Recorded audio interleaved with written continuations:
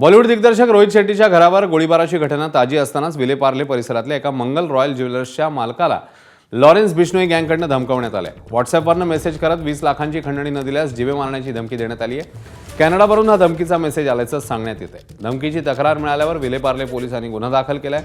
तसंच बिश्नोई गँगच्या नावे धमकावणाऱ्या चौघांना लोकमान्य टिळक टर्मिनस परिसरातून 5 लाखांची खंडणी घेताना अटक केली आहे। 4 आरोपींपैकी 2 जण पुण्यातले आहेत तर 2 चेंबूर परिसरात राहणारे आहेत। अंधेरी न्यायालयाने चौघांना 1 दिवसाची पोलीस कोठडी सुनावली आहे। अटक केलेल्यांचा लॉरेन्स बिश्नोई गँगशी काही संबंध आहे का याचा तपास पोलिसांकडून सुरू आहे।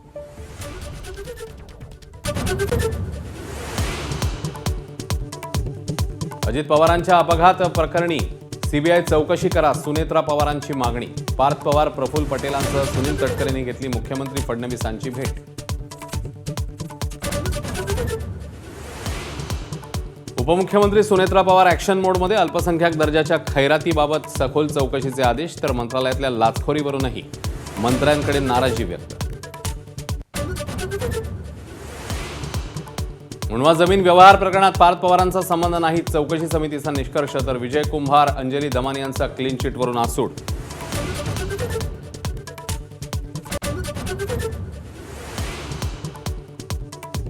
विमान अपघातानंतरच्या भीषण आगीमुळे ब्लॅक बॉक्सचं मोठं नुकसान, हवाई खात्याकडून निवेदनाद्वारे माहिती। फ्लाईट डेटा रेकॉर्डरसह कॉकपिट व्हॉइस रेकॉर्डरचाही सखोल तपास होणार। अजित पवारांच्या विमानातील ब्लॅक बॉक्सही राजकारणापासून सुरक्षित नाही, रोहित पवारांची पुन्हा शंकेची सुई, तर ईडीसह तपास यंत्रणांच्या कार्यक्षमतेवरही बोट। टिपू सुलतान संदर्भातल्या वक्तव्यावरून हर्षवर्धन सपकाळांची दिलगिरी, तर भंडारा अहिल्यानगरसह ठिकठिकाणी सपकाळांविरोधात आंदोलनं। पश्चिम महाराष्ट्रामध्ये फिरकू न देण्याचा सकल हिंदू समाजाचा निर्धार।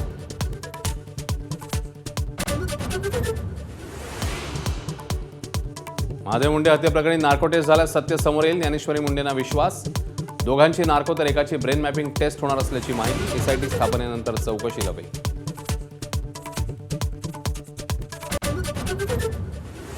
T20 विश्वचषकात ऑस्ट्रेलियाला धक्का, झिम्बाब्वे आयर्लंड सामना पावसामुळे रद्द। ऑस्ट्रेलियाचं आव्हान साखळी फेरीत संपुष्टात, तर ब गटातनं झिम्बाब्वे आणि श्रीलंका सुपर 8 फेरीत।